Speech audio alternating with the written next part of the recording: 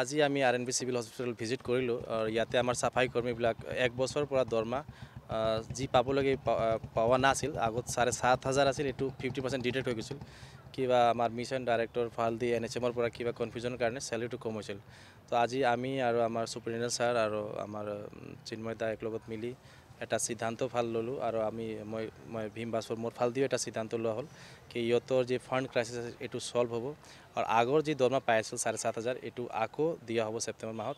আৰু এই মাজতে ছেপ্টেম্বৰ মাহত আমাৰ হেল্থ মিনিষ্টাৰৰ লগত কথা পাতি ইহঁতৰ ৰেগুলাৰ এইটো কৰাৰ কাৰণে প্ৰচেষ্টা আমি চলাম আৰু আমাৰ আশা আছে যে ইহঁতৰ আগত যাই ফিক্স পে চাকৰিও দিয়া হ'ব। যেহেতু এতিয়া ইলেকশ্যন আহি গ'ল তাৰ কাৰণে কোড অফ কণ্ডাক্ট লাগিব, এইকাৰণে বহুতে অফিচিয়েল প্ৰচেছ আমাৰ ষ্টপ হৈ যাব। কিন্তু নতুন গভৰ্ণমেণ্ট যেতিয়া গঠন হ'ব এই টাইমত ইহঁতক ফিক্স পে দিয়া হ'ব। কিন্তু আজি ডেটত যি সিদ্ধান্ত লৈ আহিছিলোঁ ইহঁতৰ দৰমহাক লৈ এই প্ৰব্লেমটো আজি সলভ হৈছে।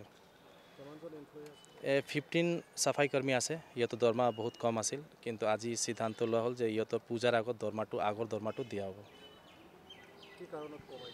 এইটো আমাৰ আগত 200 বেডেড আছিল এনেকা হস্পিটেল আমি গম পাইছোঁ, কিন্তু কিবা ভুলত 100 বেডেড কৰি টকা পঠাই আছিল NHMৰ পৰা। তেহেঁতৰ কাৰণে আমাৰ RNB চিভিল হস্পিটেল দিব পৰাৰ কণ্ডিশ্যন নাছিল, কিন্তু আমি আমাৰ ফাল দি এটা ছাপোৰ্ট দি কি ফাণ্ড ক্ৰাইচিছ হ'ব নালাগে, যেনেকৈ পাই এনেকৈ দিয়া হ'ব আৰু প্ৰত্যেক মাহ দিয়া হ'ব, এইটো সিদ্ধান্ত লৈছোঁ। মানে মোৰ ফাল দি মোৰ এইটো গেৰেণ্টি লোৱা হৈছে আৰু পূজাৰ আগত ফাৰ্ষ্ট ইনষ্টলমেণ্ট মানে ফাৰ্ষ্ট চেলাৰীটো 7,500 দিয়া হ'ব। মই RNB চিভিল হস্পিটেল কোকৰাঝাৰৰ সুপাৰিনটেণ্ডেণ্ট। মই নতুনকৈ জইন কৰিছোঁ।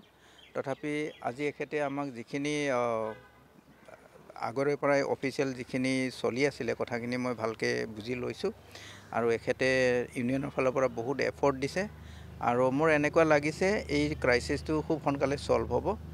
খালি কোড অফ কণ্ডাক্টটো চাগে বহুত সোনকালে লগাৰ কাৰণে কিছু অফিচিয়েল প্ৰচিডিঅ'ৰটো লেকিং থাকিব আৰু মই আশা ৰাখিছোঁ ভৱিষ্যতে এখেতে যেনেকৈ আগবাঢ়িছে এখেতসকলৰ সমস্যাটো সলভ হ'ব, মই এইটোকে আশা ৰাখিছোঁ।